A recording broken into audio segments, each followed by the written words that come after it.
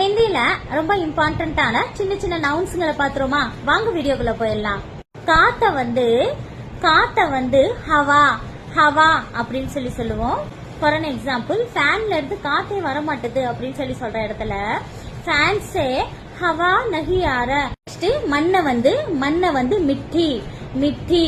ஃப்ரூட்ஸ்களை வந்து ஃபல் ஃபல் அப்படின்னு சொல்லணும். ஃப்ரூட்ஸ்களை வந்து ஃபல் ஃபல் அப்படின்னு சொல்லணும்.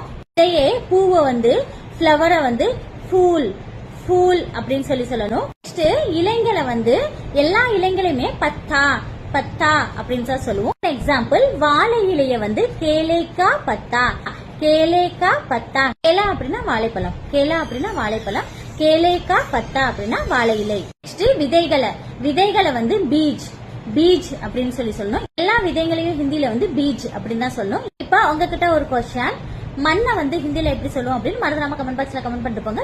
நீங்களும் நம்மளோட ஆன்லைன் கோர்ஸ் டீடைல்ஸ் பத்தி தெரிஞ்சுக்கணும் அப்படின்னா கமெண்ட் பாக்ஸ்ல எஸ்ன்னு கமெண்ட் பண்ணுங்க. நான் உங்களுக்கு டிஎம் பண்றேன். பாய்.